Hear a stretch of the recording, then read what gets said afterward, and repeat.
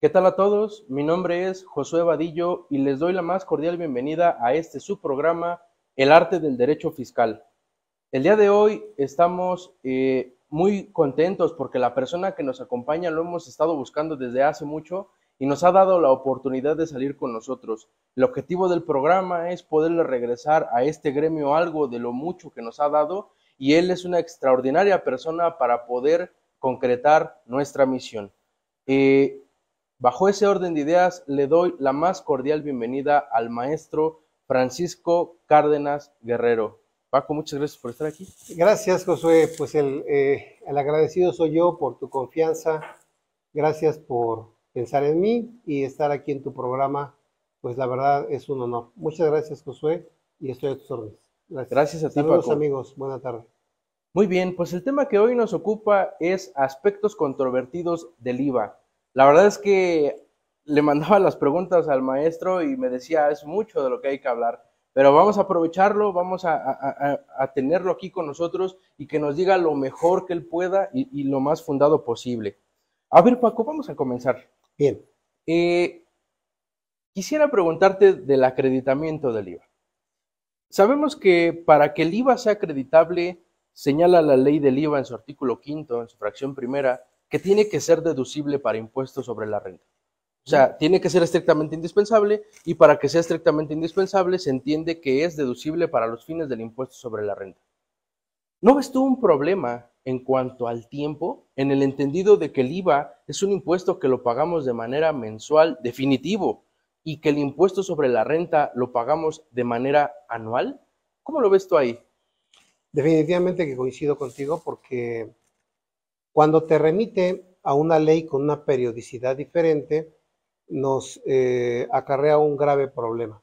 Por ejemplo, si ahorita te revisara la autoridad y te dijera te voy a revisar el mes de mayo, pues técnicamente no podría hacerlo, porque tú primero tendrías que ver si la actividad que realizaste fue estrictamente indispensable para los fines de la actividad del contribuyente y con base en ello definir si el IVA era acreditable o no. Okay. Entonces, imagínate, por ejemplo, que tú en la anual decidas considerar que una operación sí fue estrictamente indispensable y por lo tanto deducible para la renta y por lo tanto el IVA acreditable, se convalida, ¿no? Sí, sí, sí. Pero si tú dijeras en un mes, el IVA, yo considero que sí es acreditable, pero al final del ejercicio resulta que no reúne los requisitos para ser deducible para efecto de renta, entonces tendrás que presentar una declaración complementaria.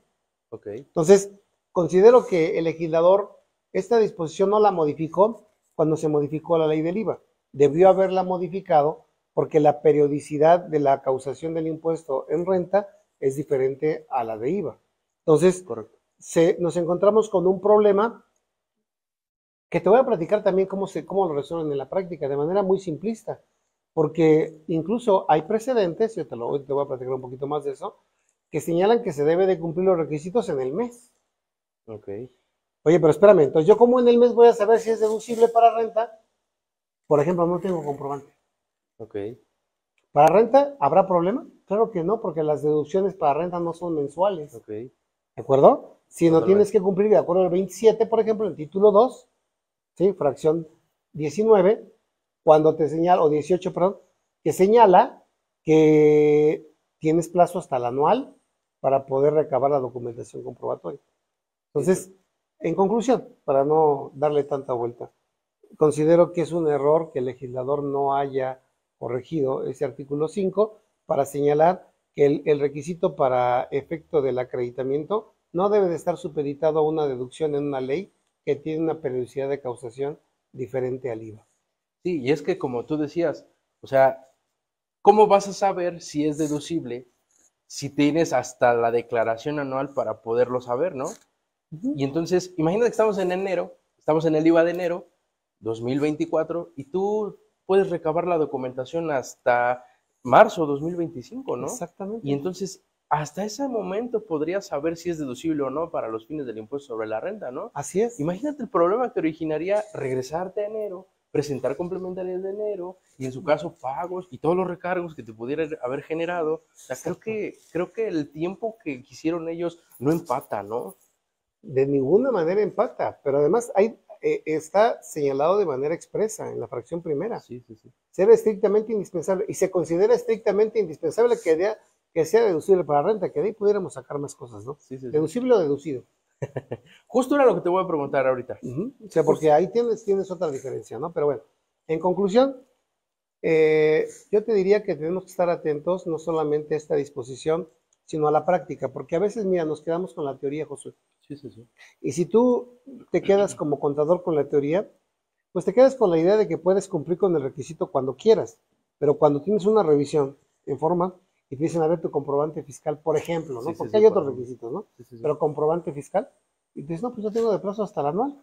No, pero sabes que si no lo tienes aquí, el IVA no es acreditable y ahí tenemos un problema. Sí, totalmente. A ver, Paco, ahora, en esta misma fracción, ahorita que me hiciste el comentario de deducible o deducido, te lo voy a preguntar con estos contribuyentes. Persona física que tributa en arrendamiento, ¿no? Sí, Y que ejerce la deducción opcional del 35% sobre sus ingresos. sí. Y que, pues al ejercer esa opción, lo único que puede deducir es el premio. Y ya, no más, porque ya aplicó el 35%. Estas personas ¿podrían acreditar el IVA o no lo podrían acreditar? Porque ¿cómo cumplirían con lo que sí es deducible para los fines del impuesto sobre la renta? Es que la connotación deducible tiene que ver con el cumplimiento de requisitos. Ok, No tiene que ver, en primera, con el momento de la deducción, sino que tú cumplas con los requisitos de renta y una vez cumplidos los requisitos, independientemente de que lo deduzcas porque ejerciste esa opción o de que no lo deduzcas porque ejerciste la deducción opcional, no deja de ser deducible. ok, La diferencia está en que ya no es deducido. ok, Entonces hay que distinguir entre deducible y deducido. ok, Deducible que reúna todos los requisitos, ya está listo, pero tú optas por otra opción. Entonces ya no lo deduces, pero no porque no reúna requisitos, sino porque te conviene más una cantidad mayor por la opción que tomaste. ok, ok, Entonces cuando la ley te dice que sea deducible, tú dices deducible es, deducido no, porque ejerció esta opción, ejerció otra opción. ok, Hay precedente aislado, aislada, ok, ok. que señala que efectivamente tú puedes acreditar el IVA porque es perfectamente deducible la operación, aunque no fue deducido para efecto de renta. O sea, no es requisito que sea deducido, sino que sea deducible. Correcto. Es deducible, sí, aunque no se haya deducido, ¿no? Exactamente, Ok. exactamente. Pasaría más o menos similar como con las personas morales en el costo de ventas, ¿no? Totalmente. Imagínate que compras mercancía, Sí, pagas la mercancía y dices, oye, el IVA no es acreditable porque no es deducible. No, deducible es, deducido hasta que lo vendes. sí, correcto. Entonces son dos momentos. Igual pasa y mucha gente se confunde con esto. Aparentemente es algo bien sencillo, pero te pongo un ejemplo fuerte. Una inversión de una maquinaria de 50 millones de pesos con 8 millones de IVA. Me dirías entonces que no es deducible porque deduce el 10% anual, entonces sí, sí. sería el 10% de los 8 millones del IVA Sí, sí, acreditable. Por supuesto que no. Y lo mismo pasaba cuando existía la deducción inmediata. Ok, ¿Sí? Oye, del 100% de la inversión deducías el 80% por deducción inmediata. ok. Oye, entonces lo deducible es el 80 y 20 no deducible. No, 20 no deducido por ejercer la opción. Ok. Deducible el 100. Sí, sí, sí. Entonces, concluyendo, como bien lo aterrizaste, la ley lo que dice es que sea deducible, no deducido. Ok. Eso me queda claro. ¿Mm? A ver, quiero que me expliques algo. A lo mejor lo estoy interpretando mal, pero a ver, ¿tú qué piensas? ¿Mm? ¿Qué pasa con estas personas físicas que están en el régimen simplificado de confianza? Uh -huh. Tú ahorita me decías que tiene que ser deducible, ¿no? Más no deducido. Así es. Sin embargo, yo busco en la ley de renta y no encuentro un listado de deducciones en los que yo pueda decir, ah, ¿Recico puede hacer deducible esto? ¿O cómo podría yo saber si es deducible o no para el Recico en el entendido de que no hay un listado de deducciones, ¿no? Ahora, Muy bueno. estos señores creo que se dan cuenta y lo intentan corregir en una regla miscelánea, ¿no? Y porque te dicen, ah, Sí, no, dicen. el hecho de que puedes hacer este casi lo mismo que estamos platicando. Sí, sí, sí, ¿no? Puedes acreditarlo, Sí, siempre y cuando sea estrictamente indispensable y que sea deducible y lo que tú quieras. Pero, en mi opinión, salvo lo que tú me digas, no me contesta la pregunta. O sea, ¿Cómo saber qué es deducible para un régimen simplificado de confianza si no tiene un listado de deducciones? Como en el arrendamiento, me voy al 115, está el listado Claro, de deducciones. Ah, ¿qué es deducible? Todo lo lo que que viene viene. ahí. Ujú. ¿Y el reciclo? Muy ¿Cómo lo buena ves tú? pregunta, muy buena pregunta. Mira, reciclo para mí sí tiene deducciones, no implícitas en la ley, no expresamente señaladas en la ley más bien. Ok, ok. Porque al momento de que te ponen un porcentaje, se supone que es como si tuvieras una deducción y sobre la diferencia aplicaras el 30%. Ok. Sí, Por sí. ejemplo, si tú tienes un 100% de ingresos, un costo de 90%, un 10%, al 30% sería 3%, Sí, sí. ¿no? Que, bueno, el reciclo es 2.5 máximo. Ujú, ujú. Eh, la ley de renta no pudo haber establecido expresamente decir, y hay requisitos porque técnicamente no hay deducciones. Ok, Por eso no pudo haber dicho, hay requisitos para las deducciones. correcto. Quien lo debió haber previsto fue IVA, Ok, no la miscelánea. ok, Entonces, para mí es una falta de técnica legislativa. ok. La miscelánea debió haber señalado, para efecto del acreditamiento del IVA, Sí. en el caso de contribuyentes del régimen simplificado de confianza, se considerará deducible cuando reúna los requisitos, por ejemplo, de la sección primera del capítulo 2 del título cuarto. Correcto. ¿Sí? Para todos, sería de la siguiente manera, interpretando lo que la ley no establece. Si estás en el régimen de actividades empresariales, sería la sección 1. Si estás en el régimen de honorarios, sería la sección 1. Si estás, bueno, no en el régimen, si obtienes ingresos de honorarios, sección 1, actividad empresarial, sección 1. Y si estás en arrendamiento, sería el capítulo 3 del título cuarto. Correcto. Eso sería lo pero no hay disposición expresa. No hay disposición expresa. Es una interpretación que te estoy compartiendo. ¿Por qué? Porque lo que acabas de mencionar es cierto. Quien lo establece fue la miscelánea. Correcto. Es una falta de técnica legislativa, es una omisión en la ley. Sí, sí, sí. Y es que en donde quizá pudieron dar un poco de luz, y en eso no estoy del todo seguro, es cuando hablaron de una PTU, ¿no? En el que dijeron Sí, qué tipo de erogaciones pudieran pero, integrar para la base de PTU, ¿no? pero muy mal hecho, Sí, sí, sí. porque no te dice, es más, ahí en la PTU, digo, no estamos hablando de reciclo, pero ahí en la PTU te diría, un reciclo para efecto de PTU pudiera deducir sus inversiones al 100%, ¿no? Sí, sí. Es una erogación. Sí, sí, sí. Imagínate cómo pulverizas la PTU de los trabajadores, ¿no? Sí, sí, sí, totalmente. Entonces, pero sí, tienes razón. Podría ser una, una alusión interesante e importante con la PTU. Sí, porque al final creo que no fue claro. Yo No, creo que no fue claro. estoy totalmente de acuerdo contigo.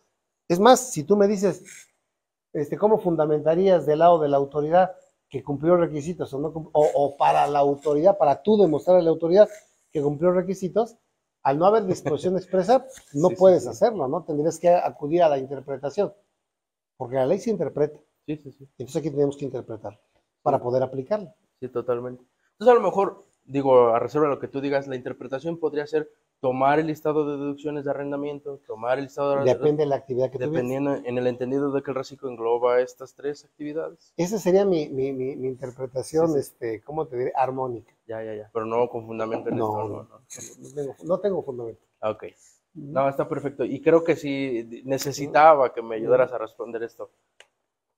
A ver, Paco, ahora, otro de los requisitos que señala la ley del IVA para que sea acreditable es contar con un comprobante fiscal. Sí. Ya más o menos ahorita me comentabas del comprobante, poquito, pero quisiera hacer la pregunta más puntual. ¿Qué Sí, fecha debe traer ese comprobante fiscal? es muy buena pregunta. Te voy a contestar como dice la ley y luego, como te dije, vamos a ir a la práctica. Ok. Porque no nos podemos quedar con la teoría, porque los vamos a dejarlos a todos con que, qué padre habla, ¿no? Pero en la práctica ya nos empezaron Okay. a llegar diferencias. Mira, no hay fecha de acuerdo a la ley del IVA. Okay. Si la ley del IVA simplemente señala contar con un comprobante fiscal. Entonces, la primera interpretación sería, si el IVA se calcula por mes, entonces el comprobante debería tener fecha del mes. Okay. Pero también, dentro de los requisitos que acabamos de ver, habla de que la erogación sea estrictamente indispensable. Y para que sea estrictamente indispensable, pues se requiere que sea deducible para renta, y entonces ya la periodicidad de calcular por mes ya como que está en veremos. Ahora, para efecto del IVA, tenemos el tema de que, que no lo contempla la ley expresamente de la fecha, entonces yo he sostenido siempre que no importa la fecha, lo que importa es que sea deducible para renta. Ok. Entonces, ese siempre fue mi parámetro, que sea deducible para renta. Y te voy a decir por qué. Porque todo el mundo se queja de esto. Oye, no tengo, fíjate, mes de mayo, no tengo comprobante. El comprobante me lo dan en junio. Entonces empezamos con el problema. ¿Es acreditable en mayo o es acreditable en junio? ¿No? Sí, sí. ¿A qué le das más peso?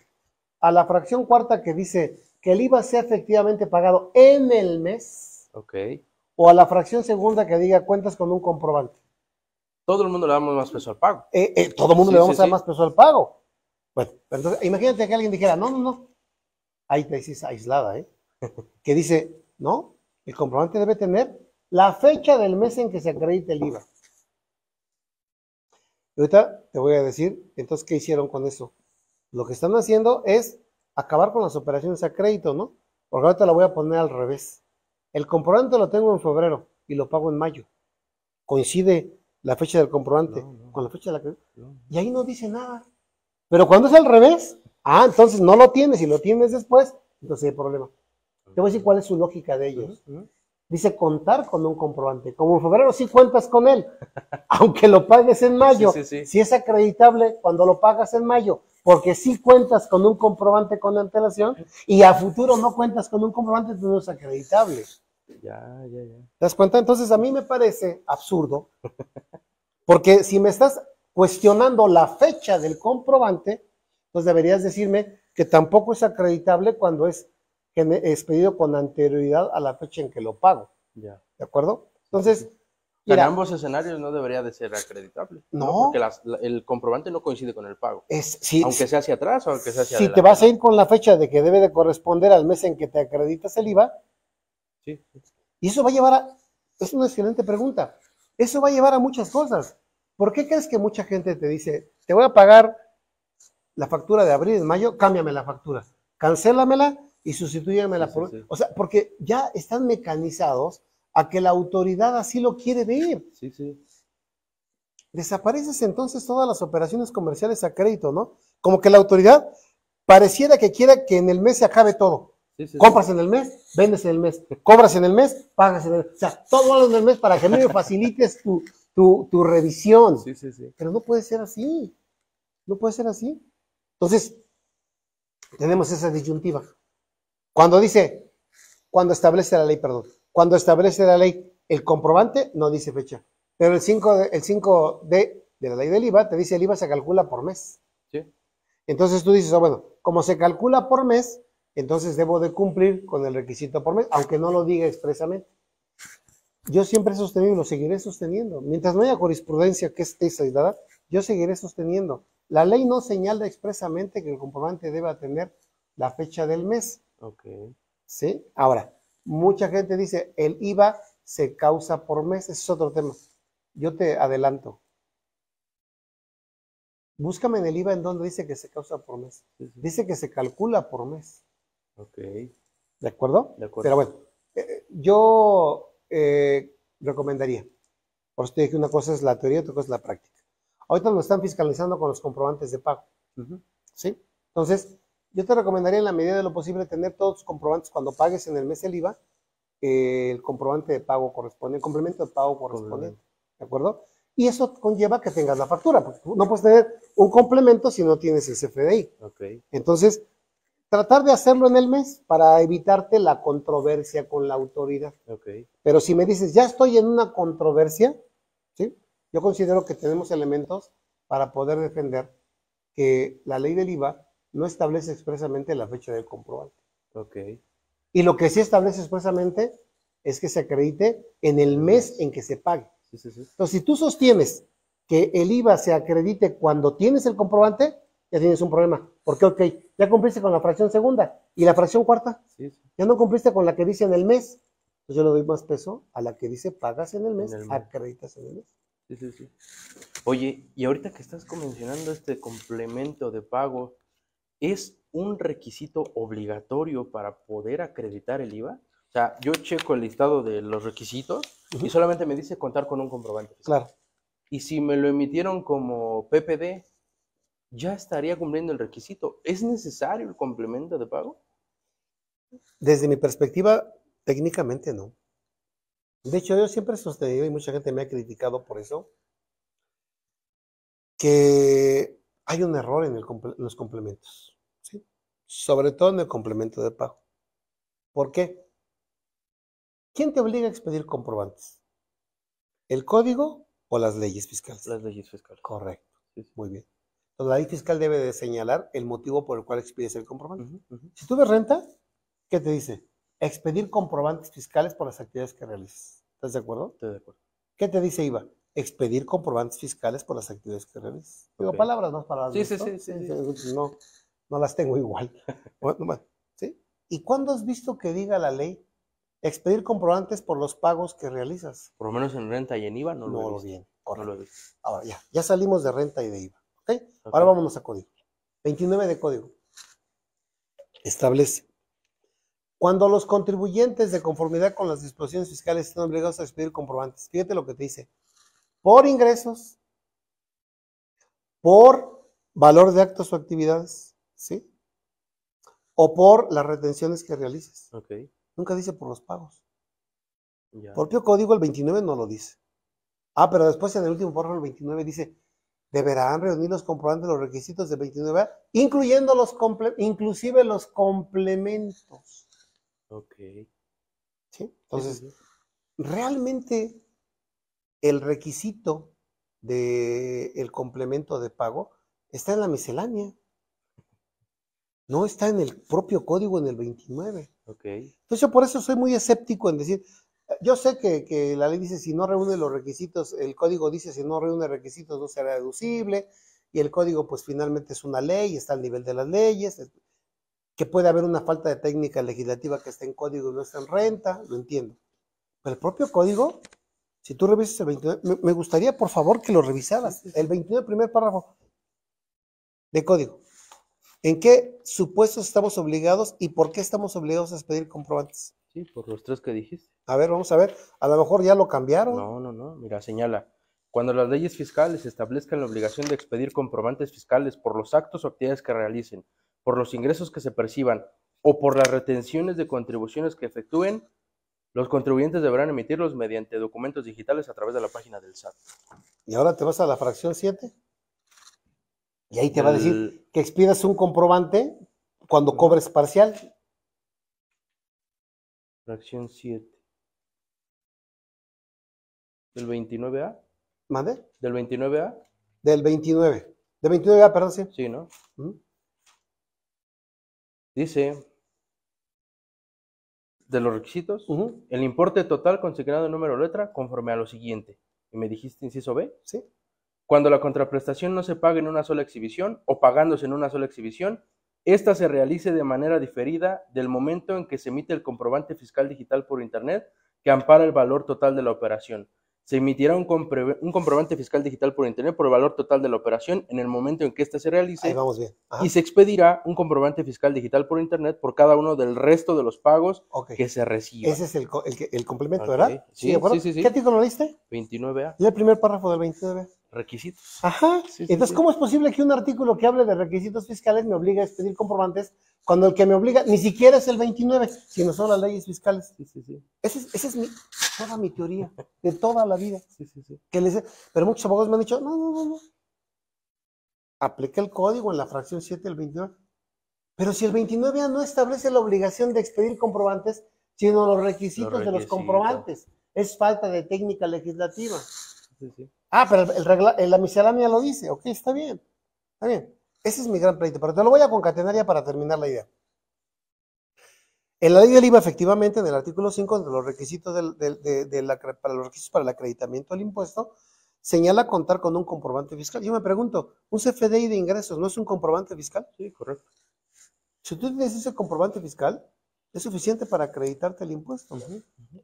Si tú no tienes el complemento de pago, el comprobante con complemento de pago, habrá una multa por no haberlo expedido en términos del 29A, que con sus bemoles, como lo acabamos de platicar, podrá haber una multa por no expedir un comprobante. Pero en ningún momento se establece en la ley del IVA la obligación de contar con un comprobante con complemento de pago para que sea acreditable el IVA. Okay. Entonces, mi conclusión es no. Pero si me preguntas cómo están revisándonos, qué están haciendo en la práctica, pues por supuesto que no te voy a recomendar que no lo hagas, te voy a recomendar que lo hagas. Pero si ya estás en el problema, en mi opinión, hay elementos para poder controvertir el que el no contar con ese comprobante no ha lugar a que el IVA no sea acreditable. Ok. Esa es mi opinión. Ok. Oye, ¿y aquí también nos aplicaría lo de la fecha en este complemento? Por ejemplo, ¿no? Tenemos 5 días naturales para poder expedir estos comprobantes. ¿Y si no quedan en el mes que debió de haberse expedido? Si partimos de la idea primaria que te estoy comentando, si yo no les doy el efecto que te estoy platicando de que sean necesarios para el acreditamiento del IVA, yo me iría con el comprobante de ingresos, no con el de pago. Okay. Ahora, si me voy a ir con el de pago, tampoco checaría, porque yo tengo 5 días naturales después del mes, entonces me dirías, ya no es en el mes de abril, ahora es acreditable en el mes de mayo, no, hombre. Sí. No, entonces el complemento de pago no debe de ser el parámetro. Sin embargo, el algoritmo de la autoridad se basa en 2 comprobantes, en el de ingresos que dice PUE y en el complemento de pago. Sí, correcto. Se basa en eso. Entonces, si tú no quieres tener problemas con aclaraciones, con diferencias, pues tendrás que acotar lo que la autoridad establece. Pero no porque, yo en conclusión te diría, una cosa es leer la ley y otra cosa es estar en la práctica aplicándola. Sí. Ese es el tema. Sí, totalmente. Muy interesante todo esto. A ver, ahorita que estamos hablando de esto del comprobante y demás, ya me dijiste que en la práctica estos señores quieren que todo empate. Así es.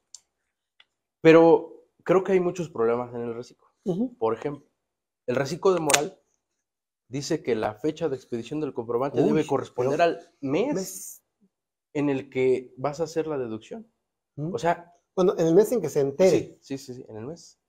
Entonces, ¿ahí cómo empatarías en reciclo de moral? Porque lo veo terrible. Sí. ¿Qué opinión te merece? Terrible. No.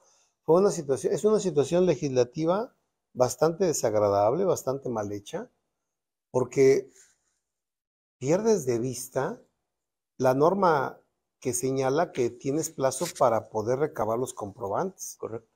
Totalmente inequitativa.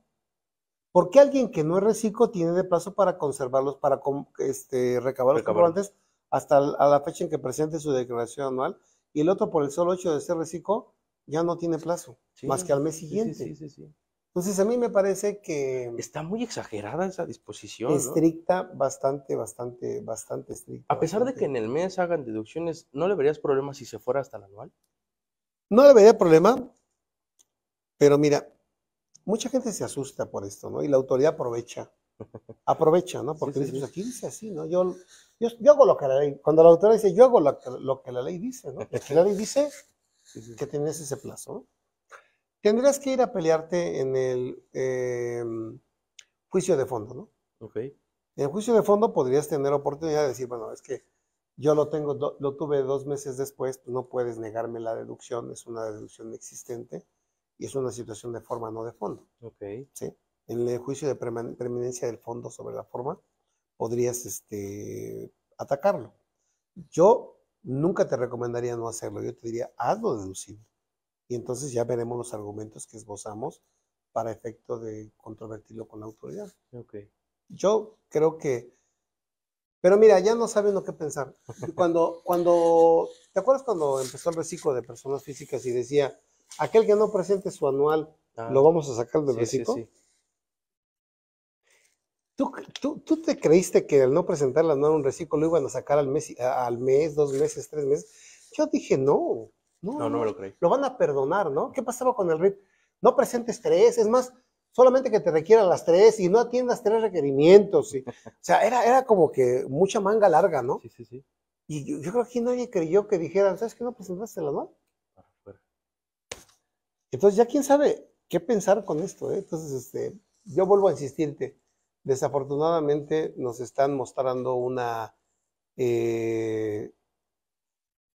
revisión que no es mi opinión, no es revisarte para ver si cumpliste, Ujú. es para revisarte para ver en qué te equivocaste y cobrarte. O sea, no es cobrarte porque omitiste, Ok, no es cobrarte porque te descuidaste. ya. Es lo triste, ¿eh? En un país, es lo triste en un Sí, país. sí, sí, la verdad es que No debes nada, pero te descuidaste y debes. sí, sí, sí. Qué tremendo está esto, la verdad. Ahora, Paco, ya me dijiste de la estricta indispensabilidad, del CFDI. Quiero platicar un poquito del pago, porque a lo mejor para todos podría ser muy claro. Ah, el pago, bueno, pues le pagas al proveedor y en ese momento es acreditable el IVA. Pero aquí la pregunta es, ¿el pago es al proveedor o al fisco? Porque ya con lo que están, los criterios que están sacando, de que el IVA tiene que estar efectivamente pagado, y entonces te llevan a concluir que el pago, aunque diga el IVA, ah, para que sea acreditable tienes que pagarle en el mes de que se trate, habría quien diría, no, es al fisco, no al proveedor, ¿no? ¿Tú qué piensas de esto? Pues muy exagerado, ya hemos llegado a extremos bastante desafortunados. Mira, cuando hay una actividad, Ujú. en esa actividad que tú realizas, hay dos sujetos principales. Ok, Puede haber más, ¿no? ok, Pero principalmente hay un sujeto que si se trata de una actividad de enajenación de bienes, hablas de un enajenante y un adquirente. ok, Si se trata de una prestación de servicios, hablas de un prestador de servicios y un prestatario. ok, Si se trata de arrendamiento, hablas de un otorgante del uso goce y una persona que realiza ese uso goce, lo va a aprovechar. ok, Cuando dice que el IVA para que sea acreditable debe de ser efectivamente pagada las contraprestaciones, es claro. El que me está prestando un servicio, el que me está enajenando bienes, el que me está otorgando el uso goce, a cambio de eso recibe una ujú, contraprestación. ujú, Entonces le tengo que pagar a él. ok, Yo no puedo decir que el IVA sea acreditable pagándoselo al fisco porque el IVA acreditable forma parte de la mecánica, ni siquiera todavía es el IVA a cargo. ok, Entonces, el IVA acreditable tiene que ser el IVA trasladado al contribuyente o el pagado en la importación. ok, Y el que le traslada el IVA al contribuyente es el proveedor correcto, o el que paga en la importación. Entonces, desde el punto de vista de acreditamiento del IVA, no hay ninguna duda en que el IVA se debe efectivamente pagar al que te lo trasladó, en español, al que te lo cobra. sí, sí, sí, No, no, no le, ahora, eso es en relación a otro presente que vamos a hablar ahorita sí, sí, sí, seguramente. Eso sí, es sí, sí, en relación a esa jurisprudencia de la que podemos platicar de la compensación. correcto, Pero yo creo que toda la vida hemos entendido que hay alguien que traslada el IVA y hay alguien que lo paga a esa persona que ujú, se lo cobró. ujú, La propia ley del IVA en el artículo primero dice, se entiende por traslado el cobro, ujú. ¿sí? Por la enajenación, prestación, otorgamiento. Entonces, es a la persona, al proveedor. Y aparte, o sea, ¿cómo vas a saber tú? Yo entiendo que según tiene que llegar esto al fisco, ¿tú cómo vas ¿Quién a sabe? estar viendo al proveedor si sí se lo pagó al fisco, no? Sería imposible, En ¿no? esa parte hay precedentes también, sobre todo en devoluciones, ¿no? Porque te negaban una devolución diciendo, bueno, yo no te devuelvo el IVA porque el proveedor no me lo No lo entregó a mí. pagó, sí, sí, Ya Prodecon ha ganado muchos juicios en el que dice, pues yo no tengo la culpa. Yo se lo di a Josué, si José no lo enteró, por la razón que sea, problema, no es problema mío. sí, sí, sí. Esa parte creo que sí la hemos ganado y ha sido superada a favor del contribuyente. Muy bien. A ver, ahora, platícame otra cosa, porque creo que pasando a otro punto, igual de los requisitos para el acreditamiento, en el IVA retenido. Mm, Mucha gente lo que hacemos es acreditar el IVA retenido hasta el siguiente mes. así es.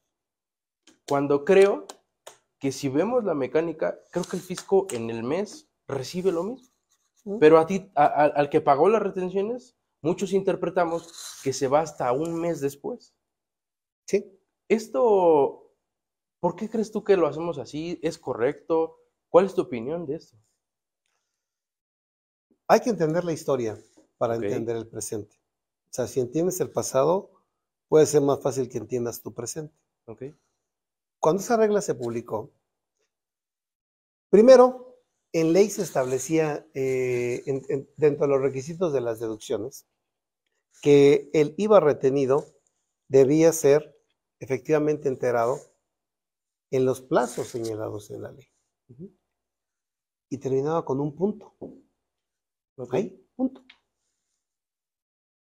Entonces, si tú no enterabas la retención el día 17, olvídate ahorita del sexto dígito numérico porque no nos vamos a entender. Vamos a ver. Piensa que soy un contribuyente dictaminado y que no me aplica. Si tú no lo enterabas el día 17 y lo enterabas el 18, el IVA no era acreditable. Jamás, ¿eh? Ya nunca. O sea, así de estricto. Así. Sí, sí, sí. El artículo decía, el IVA retenido, el IVA trasladado que haya sido retenido por el contribuyente únicamente será acreditable siempre y cuando entere la retención en los plazos señalados en la ley. Punto. Entonces, el fisco de aquel entonces dice, oye, no, si estamos muy estrictos en la norma, ¿no? Sí, sí. Y publican una resolución miscelánea. Y en la resolución miscelánea señalan, el contribuyente que no entere en el plazo el IVA retenido que le fue trasladado, podrá acreditar en la declaración del mes siguiente aquella en que efectuó el entero. ¿Para qué? Pues para suavizar lo rígido que estaba la ley. Entonces, bueno, pues si no te lo pagué en el mes, te lo pagué en el mes siguiente, pues como sí te quería deber, es lógico que no me permites acreditarlo. Pero si te lo pago, al mes siguiente ya lo acredito. Esa fue la intención de toda la vida. Pero después, esa disposición miscelánea la incorporan en ley. Después del punto y seguido, que es como está ahorita, ahí te ponen, en todo caso el IVA será acreditable al mes siguiente a que se entere. ¿De acuerdo? Pero el propio artículo dice que se entere en tiempo y forma. Ve el artículo 5, si mal no me equivoco es la cuarta, ¿no? Sí. Fíjate, vamos a leerlo con calma antes del punto y seguido y luego después del punto y seguido, por favor, porque para que nos entiendan. Mira, o nos crean. Señala que dentro de los requisitos del acreditamiento dice que tratándose del impuesto al valor agregado trasladado que se hubiese retenido conforme a los artículos 1A y 18J, fracción segunda, inciso A de esta ley, dicha retención se entere en los términos y plazos establecidos en la misma. Primer punto, fíjate. Sí. Y ahí terminaba. ¿Por qué te dice que se enteren los plazos y después te dice, no, acredítate en la declaración del mes siguiente aquel en que le interesa? Es como que, ¿para qué me dijiste arriba que en el plazo y luego abajo que en el mes siguiente? Sí, si no sabes la historia no le vas a entender. Era porque si no es en tiempo y forma ya perdías el derecho al acreditamiento. Ahora sí sigue leyendo. Termina diciendo, el impuesto retenido y enterado podrá ser acreditado en la declaración de pago mensual siguiente a la declaración en la que se haya efectuado el entero de la retención. ¿Viste el podrá? Sí.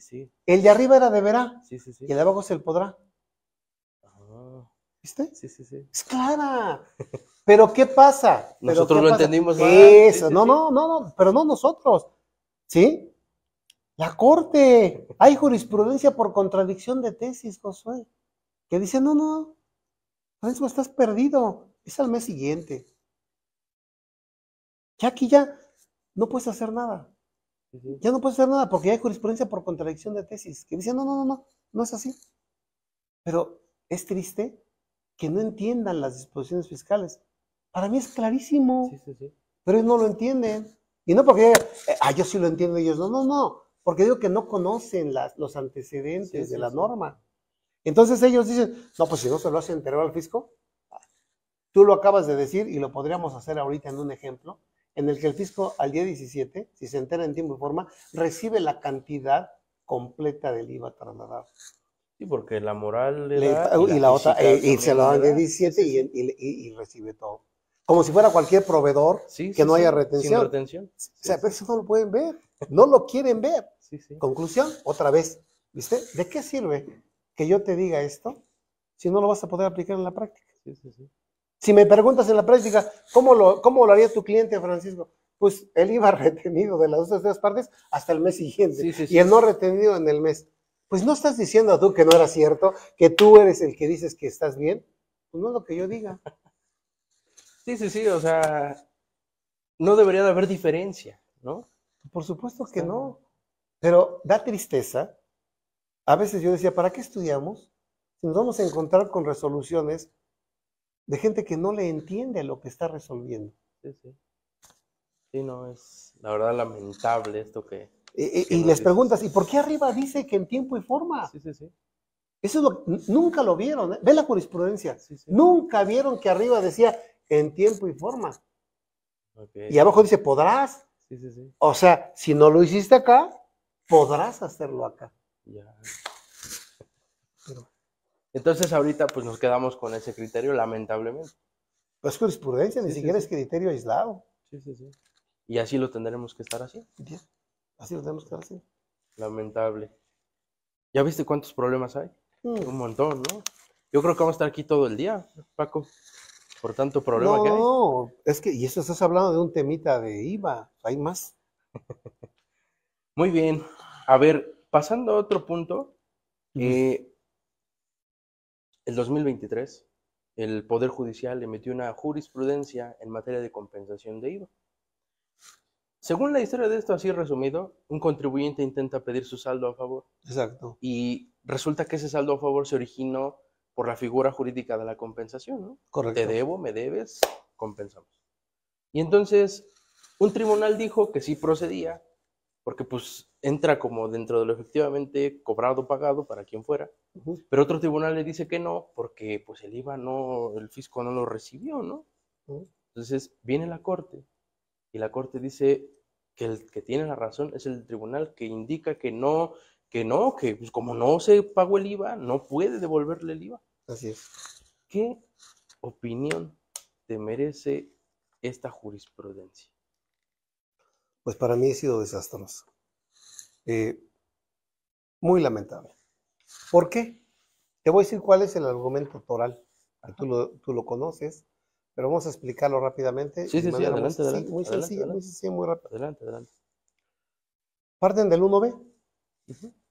Y el 1B dice, se entiende que son efectivamente cobradas las contraprestaciones, ¿no? Entonces siempre pensamos nosotros, pues que cuando cobras una contraprestación está incluido el IVA, ¿no? Bueno, cobras parte del IVA. ¿Por qué queremos eso? Pues porque te pongo un ejemplo. Si yo te facturo 100 pesos más 16 de IVA, son 116, y tú me pagas 50, puedo decir, todavía no me pagas el IVA. ¿Por qué no? Porque los 50 los aplico a los primeros 100. Sí, sí, sí. Entonces, hasta que termines de pagarme 100, entonces ya empiezas a pagarme el IVA. Entonces no pago IVA. Pero en teoría no se, bueno, en estricto sentido, según yo con ley, no se podría porque dice sobre el monto de las contraprestaciones y sobre el monto de cada una de ellas, ¿no? Correcto. Sí, sí, esa es la clave. Sobre el monto de cada una de ellas. Esa es la clave, precisamente. O sea, en tu ejemplo, los 50 traerían el IVA, ¿no? Eso. Por eso digo, estamos acostumbrados a eso. Sí. Entonces, cuando dice, las contraprestaciones se consideran cobradas, tal, o se entiende que se cobra la contraprestación cuando se recibe en efectivo en bienes. ¿No? ¿De acuerdo? Okay. ¿Qué entendíamos entonces? Que si se recibía la contraprestación de 58, 50 era la base y 8 era el IVA, ¿no? Es que con esa interpretación nadie pagaría el IVA, ¿no? Correcto. 116, te doy 100 y el IVA luego, pues ahí vemos cuánto lo pago. ¿Para qué te pago los 16? Sí. Pero vamos a llegar a eso también ahorita, fíjate. Entonces dice la tesis, ¿no? La ley del IVA no dice cuándo se cobra, cómo se cobra que ese IVA sea cobrado, porque compensas, porque lo que compensas es la contraprestación, porque la ley habla de contraprestaciones, no habla del IVA.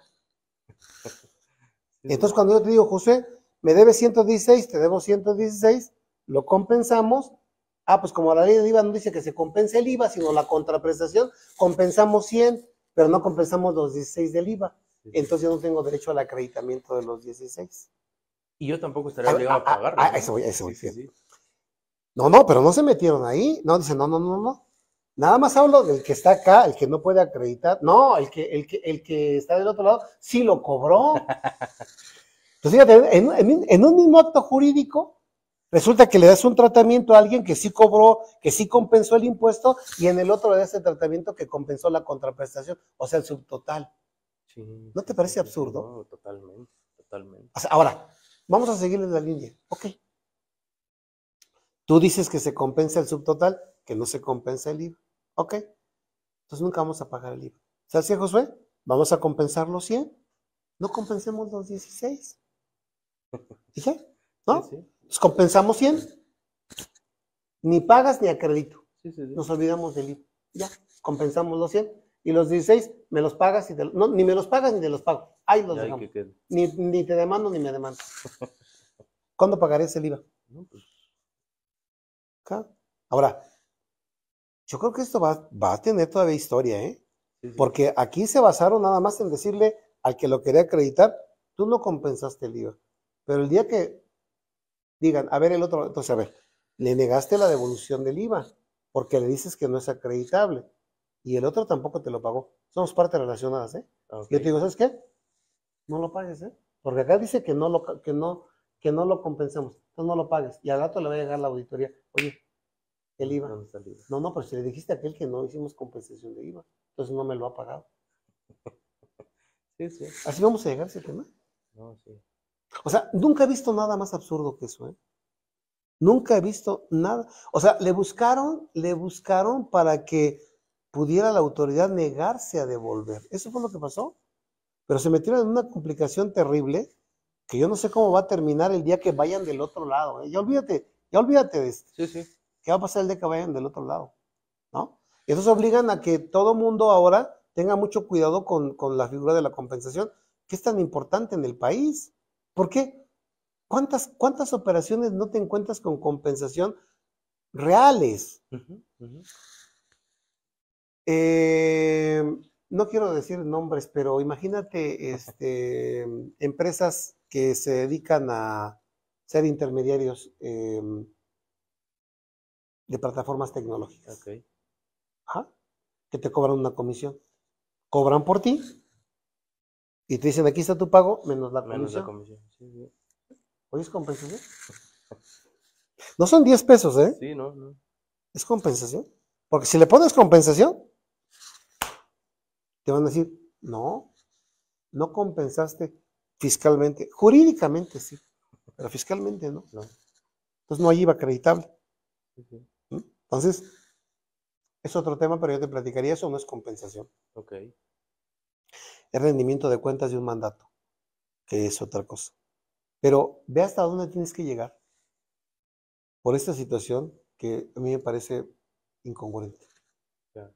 Entonces, si me preguntas, es jurisprudencia por contradicción de tesis. ¿Eh? Okay. Si me preguntas, yo evitaría la figura de la compensación. Okay. ¿Cómo? Pues ni modo, con el flujo te pago, me pagas, ¿sí? Es lo que quieren ver. A ver, fíjate, si compensamos no vale, pero si me pagas y te pago, vale.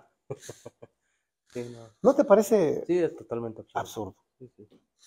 Oye, y esto que resolvieron fue con la figura de la compensación, pero habría otras figuras, claro, que a lo mejor podríamos decir que resolverán en la misma línea, ¿no? Como la confusión. Pues ya confundidos ya están desde eso. Sí, claro, totalmente de acuerdo. Entonces, ¿cuál sería la recomendación? ¿Tampoco utilizar esas figuras para efectos del IVA? Mira, el problema es que la autoridad no quiere devolver impuestos. Yo creo que en la práctica lo que están haciendo es negarlo en las devoluciones. Okay. Espero sean mesurados y no lo hagan en el acreditamiento normal. Okay.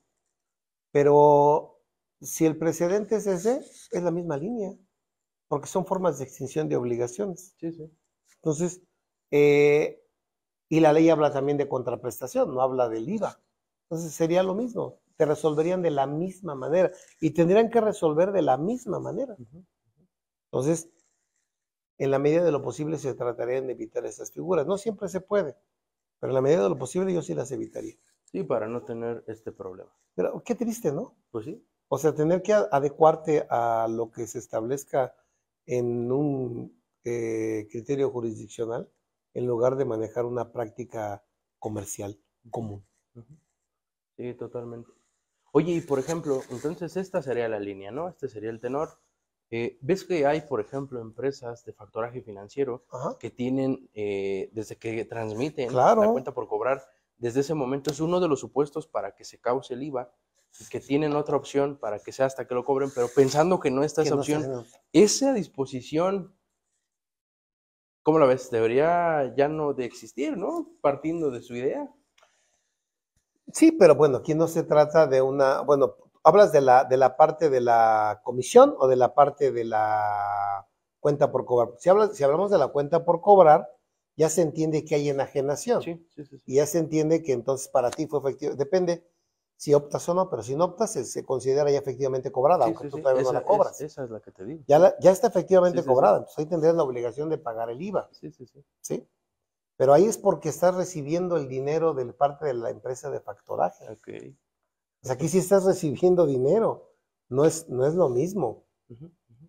En donde podrías tener, el problema es en el aforo que te cobra, perdón, en la La comisión que te comisión. cobra, que se llama aforo, Sí, en sí, la sí. parte que te cobra, porque también te pone compensación, porque la guía del SAT dice compensación. Sí, sí, sí. Entonces ahí, oye, pues aquí no causa IVA afortunadamente, pero sí lo causa. Bueno, Sí, la operación de la venta de la cartera, pero la comisión sí. ya. Muy bien. A ver, pasando a otros puntos de análisis. Ujú. Eh, Fíjate que algunos compañeros de la escuela me decían, es que no termino de entender cuándo estamos hablando de un IVA grabado al 0%, un exento, un objeto, y muchos podríamos concluir, Es pues, lo mismo, ¿cuál es la aritméticamente. diferencia si no hay IVA, no? ¿No? ¿Por qué no nos ayudas a distinguir esta figura para que podamos, porque tiene repercusiones fiscales cada uno de Totalmente, ellos, ¿no? totalmente. ¿Por qué no nos ayudas a distinguirlo? ¿Cuándo es grabado al 0%, cuándo es exento, cuándo es no objeto? Ok. Bueno, primero habrá que ver que la ley cuando señala objeto, hablamos de actos o actividades. ¿Sí? Entonces, que el 4A, reformado, adicionado hace poco, dice que cuando se haga referencia a valor de actos se entenderá como ingresos también. Pero hablemos que el objeto de la ley del IVA son los actos o actividades que realizan las personas físicas o morales en territorio nacional. Ok, Entonces, el objeto de la ley del IVA son esos actos o actividades: enajenación de bienes, prestación de servicios, otorgamiento del uso o goce temporal de bienes e importación de bienes y servicios. ok, Entonces, eso que es objeto, cuando te encuentras con algo que es objeto, es susceptible de calificarlo grabado o exento. ok. Pero cuando algo no está dentro del objeto, ya no es objeto y no se puede calificar ni de grabado ni como exento. Ya no tiene calificación. O sea, al decir que no es objeto, no entra en los Exactamente. supuestos que nos decía. No aplica para el IVA de cuenta ya. Ok, Eso es, ok, aunque sí tiene su repercusión, ¿eh? ok, No, no ok, quiere decir que no la tenga, porque lo tiene para efecto del acreditamiento del IVA en actividades mixtas. ok. Pero entonces cabría preguntarnos qué es no objeto. Por eso agregaron el 4A hace Ok, algunos años.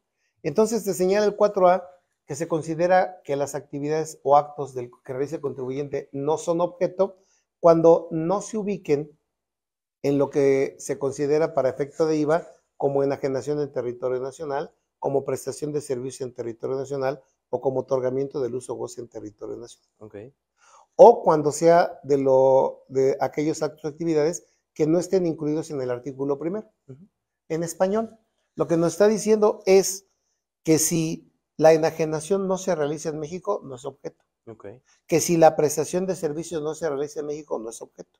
ok, Que si el otorgamiento de uso o goce temporal no se realiza en territorio nacional, no es objeto. Entonces habrá que ver cuándo sí se realiza en territorio nacional y cuándo no. ok. Te pongo un ejemplo nada más para no irme tan largo. Sí, sí. En el 10, ¿cuándo se considera que la enajenación se realiza en territorio nacional?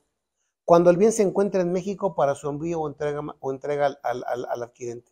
O cuando en México se realice la entrega material del bien. Ok, Entonces, si tú tienes una mercancía en el extranjero que no la tienes aquí, y esa mercancía que tienes en el extranjero la vendes en el extranjero, no es objeto de IVA porque no se realizó la en territorio actividad en nacional. territorio nacional. Ya. Entonces no es objeto. Sí, sí. Ya no la puedes calificar ni de grabada ni exenta. No es objeto. Un objeto. ¿De acuerdo? Ok, El servicio. La prestación de servicio se considera que se realiza en territorio nacional cuando el servicio se preste parcial o totalmente por un residente en el país. Ah, pues no se prestó en territorio nacional porque fui al extranjero a dar una conferencia. No es objeto porque no se prestó en territorio nacional. ok. ¿De acuerdo? ¿Y así? Sí, sí, sí.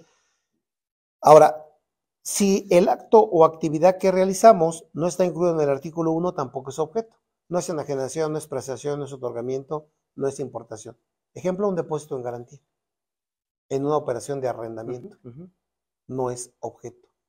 Ok, ¿De acuerdo? de acuerdo. Porque no está dentro del artículo primero. Ujú, ujú.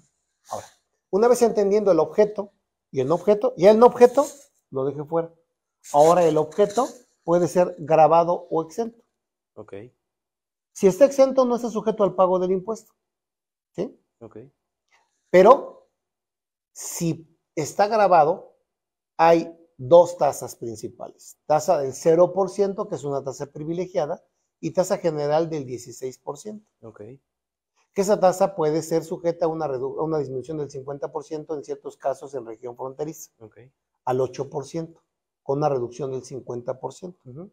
Entonces, cuando hablas de una actividad que estás a 0%, es una actividad gravada y es privilegiada porque se considera gravada aunque no cobres el IVA. Ok, ¿Y por qué lo hacen así? Porque la actividad exenta, que aritméticamente es igual que la tasa cero porque no se cobra, se distingue porque la tasa cero, al ser grabada, te da todos los derechos que tiene el acreditamiento del IVA. Puedes acreditar el IVA que te trasladan los proveedores, como si fuera el 16. como si fuera el 16. Entonces eso te da un derecho al acreditamiento, un IVA acreditable que te puede generar un saldo a favor Ok, ok, o una disminución del saldo a cargo. Cuando es exento, no te da derecho al acreditamiento del ok, IVA. Entonces forma parte de tus costos o de tus gastos. ok.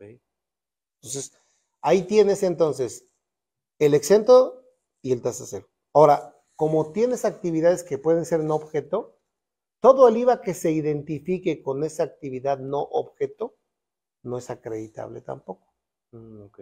Es como el exento. Como el exento. Pues podremos decir que el exento y el no objeto tendrían esa similitud. Sí, sí. Y la diferencia con el tasa cero es que la tasa cero surte los mismos efectos como si fuera grabado a la tasa 16. Ok.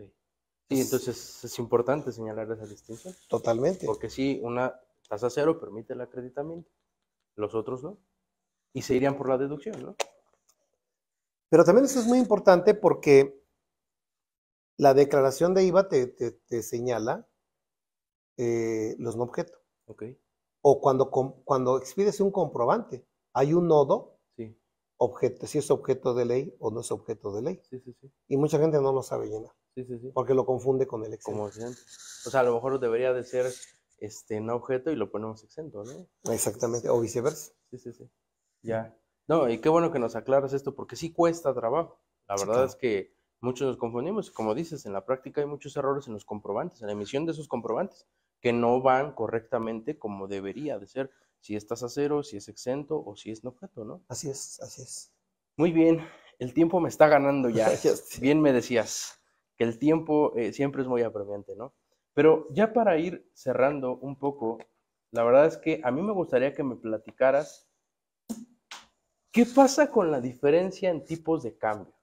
O sea, ya nos decías tú que en el artículo 1 encontramos las actividades que son objeto de IVA. Así es. Sin embargo, muchas veces en la enajenación, en la prestación de servicios o en cualquier actividad de la que tú nos señalaste, a veces lo hacemos en dólares. Sí, claro. Y eso, pero a veces en el momento en el que se hace en dólares no es precisamente el momento en el que nos pagan, ¿no? Nos pueden pagar un mes después, o el tiempo que tú quieras. Sí, claro. Y eso genera diferencias en tipos de cambio.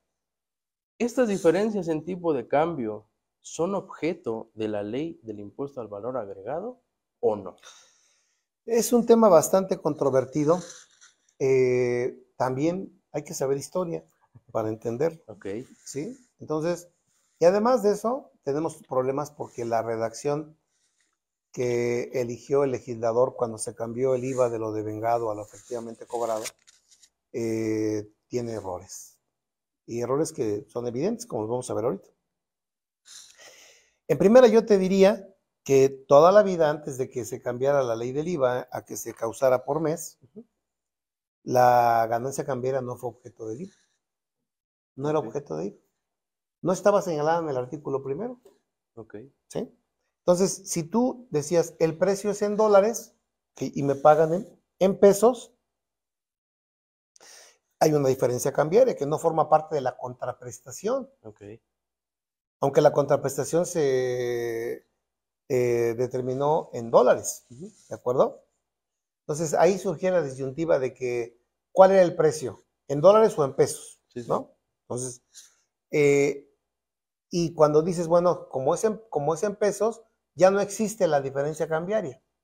Yo creo que la diferencia cambiaria siempre va a existir, sí, sí, financiera y contablemente.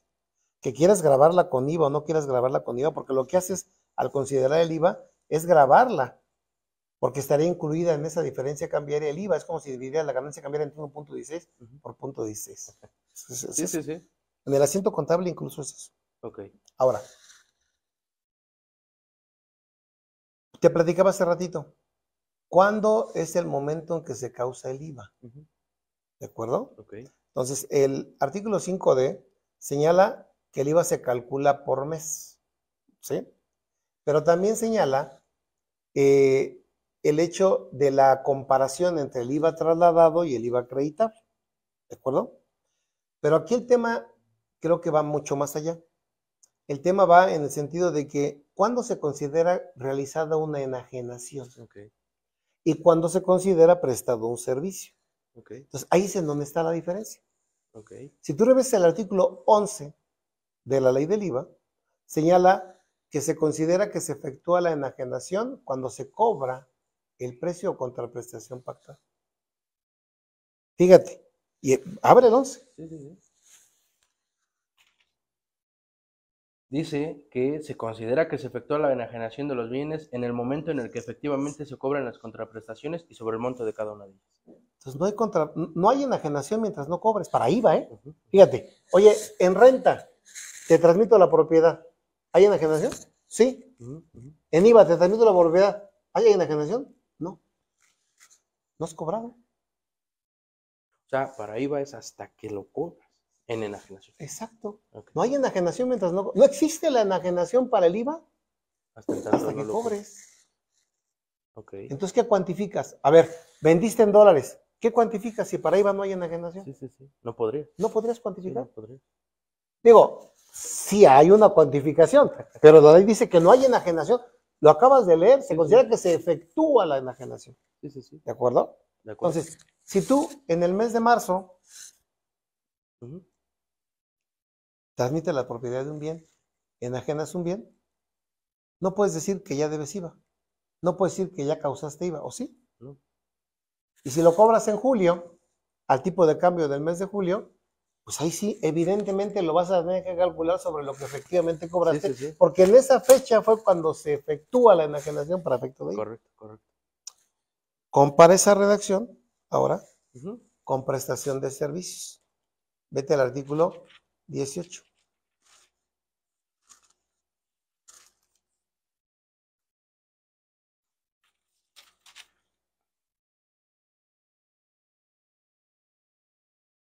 Ok, dice el 17. 17, perdón. Dice, en la prestación de servicios se tendrá obligación de pagar el impuesto en el momento en el que se cobren efectivamente las contraprestaciones y sobre el monto de cada una de ellas. ¿Es la misma redacción? ¿Es No. la misma redacción? No. Aquí te dice el momento en que debes de pagar el impuesto, no cuando se realiza la prestación de servicio. Correcto. Entonces aquí, cuando se presta un servicio, ¿sí? Ya es un momento de causación del IVA, pero no es un momento de pago. Sí. Entonces ya lo causé, ya sé cuánto es, sí existió la prestación y lo pago hasta que se cobra en esa misma cantidad. Okay. Ahí no tendría por qué grabarse la ganancia cambiaria, ni la pérdida cambiaria. O sea, en un capítulo sí, y en el otro no. ¿No? Y en arrendamiento tampoco. Porque también te dice exactamente lo mismo el 22. O sea, arrendamiento y prestación de servicios van de la mano. Ya. Ahora, eso es mi opinión técnica. Lo acabas de leer. Sí. Así lo dice la ley, ¿de acuerdo? Pero ahora vete al 5D. En el primer párrafo. Tú me dices cuando ya se me fue el tiempo, Josué. No. 5D. 5D. El impuesto se calculará por cada mes de calendario, salvo los casos señalados en el artículo 5F y 33 de esta Se calcula por mes. Sí. El 5F es por efectos de trimestrales. Sí. ¿De acuerdo? Se calcula por mes. ¿De acuerdo? Ok. ¿Y cuándo se paga? Por mes también. ¿Y cómo se paga? Más adelante dice el impuesto. 2 párrafos después. Dice, ¿el pago mensual? Ajá. El pago mensual será la diferencia entre el impuesto que corresponde al total de las actividades realizadas en el mes por el que se efectuó el pago. ¿Realizadas o cobradas? Dice realizadas. Entonces, Sí. ¿ves las redacciones? Sí. Totalmente disímiles. Entonces, si habla de realizadas, checa con enajenación. Sí, Porque enajenación dijo, no hay enajenación mientras no cobres. sí, correcto. Entonces, ¿dónde estuvo el error? En la redacción de prestación de servicios y Y otorgamiento de uso goce. sí, sí, sí. ¿Viste? ¿Por qué? Otra vez la historia. Pues porque lo copiaron de la ley anterior, cuando era sobre lo de venganza. Ok. Y así nada se más quedó? lo adecuaron a decir cuando efectivamente se cobre. Sí, sí, Cuando efectivamente se cobre. ¿De acuerdo? de acuerdo. Si me preguntas en la práctica qué ha pasado con la autoridad, pues evidentemente que no se va a meter a este análisis. ¿Qué hace la autoridad? Revisa tu estado de cuenta. Sí, lo cobrado Cobrado, 1.16. por puntos de... ¿No sí, se van a poner a revisar sí, de sí, todo sí. esto? ¿Sí? Pero tú me preguntaste algo, yo te contesto técnicamente. Para mí es diferente enajenación que prestación de servicio y otorgamiento del uso goce temporal de bienes. Ok. Y si me dices, oye, en la práctica, ¿cómo lo harías? Todo sobre lo cobrado. Porque mucha gente también confunde el flujo de efectivo con bancos, ¿no? Sí, sí, El flujo de totalmente. efectivo no solamente es bancos, ¿no? Sí, sí, Hay sí, otras formas. sí, totalmente. Y aparte, como dices, trae la historia, ¿no? Eh, hace rato nos decías que el IVA, cuando nació, pues era prácticamente como a lo de vengado, ¿no? ¿Era lo de vengado? Y en aquel entonces no había problema con la diferencia Por cambiaria. supuesto que no. Entonces, hoy, tú nos decías del artículo 1 del objeto, ¿no? El objeto, según yo, no ha cambiado desde que nació la ley del IVA Así es. hasta hoy. Porque ahora te lo graba. Porque si no ha cambiado el 1, que es Eh, lo que incluye los actos o actividades de objeto, porque ¿por qué hoy lo va a grabar si no lo hacía antes, no? exactamente. Si no ha cambiado el 1, que se supone que es cuando, o sea, en ese artículo 1 es donde caemos en los supuestos, ¿no? Es el principal. Ujú. Nada más que dice, ¿quiénes enajenen bienes? Sí, sí, sí. Entonces, cuando empiezas a ver cuándo se considera efectuada la enajenación, ahí en enajenación viene el problema. Sí, Porque totalmente. entonces te dice cuándo se cobren las contraprestaciones. ¿De acuerdo? De acuerdo. Habrá que decir, oye, ¿y la utilidad cambiaria es la contraprestación? Ese ya meterse a Sí, sí, sí. otro supuesto. Yo te diría técnicamente no, ¿eh? Pero vuelvo a insistirte, no podemos arriesgarnos a comentarle a los que nos están escuchando y Se va a viendo. decir, ahí me dijeron. Ajá, es que el IVA, porque ¿cómo resolvieron la compensación? ¿Cómo resuelven tantas cosas? ¿Tú crees que nos van a hacer caso y nos van a decir, sí, la diferencia cambiaria no va a agravar IVA? No, Pero no, no lo no. estamos haciendo para pagar más o menos. Nosotros lo que quisiéramos es que yo lo que quisiera es que la autoridad se pronunciara y dijera, háganlo así, ya, bien o mal, háganlo Sí, así. pero que dijera algo. Ya, Sí, sí, sí. porque no, no siempre va a ser a mi favor, ni a mi contra, porque a lo mejor puede ser benéfico para el que dice, cobré de más o cobré de menos, pero a veces a lo mejor acreditas más o acreditas menos. No es por capricho, Ujú. es por tener certeza jurídica, Sí, sí, sí. porque la disposición no es clara. Sí, no, no es claro. Hay que estar interpretando. Y lo que yo te voy a decir, vas a invitar a otra persona y te va a dar otra interpretación diferente a la que yo te estoy diciendo. Ujú, ujú. Aquí lo importante es que lo que digamos lo fundamentemos. Sí, totalmente. Si no se hace chisme, ¿estás de acuerdo? Sí, estoy totalmente de acuerdo. Ay, ¿qué te digo, Paco? El tiempo ya se fue. La verdad es que ha sido una entrevista muy agradable. Me La verdad que ayudas a sí. contribuir a la misión de este programa. Y la última pregunta que te quisiera hacer es, ¿cuáles serían esas recomendaciones finales? Algo que a lo mejor yo no te haya preguntado y que tú consideres oportuno mencionarle a la gente que nos está escuchando. Vimos un montón de problemas y hay más. No ven ellos la lista que yo tengo aquí, pero pusimos un montón de problemas y traté de acatar los problemas que son como más prácticos, ¿no? Entonces, ¿cuál sería esa recomendación final o lo que yo no te pregunté y que tú consideras necesario decir? Mira, yo creo que en el IVA y en el IEPS hay un problema que tenemos los que aplicamos esta ley, sobre todo los contadores. El problema es que es una ley muy técnica y cuando hablamos sobre todo en materia de IVA en tasa cero, es un verdadero problema porque pues a veces el contador cree que sabe todo. Olvídate de la contabilidad de las leyes fiscales, ¿eh? Uh-huh.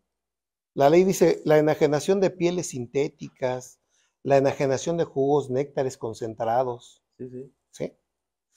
El contador no es experto en eso.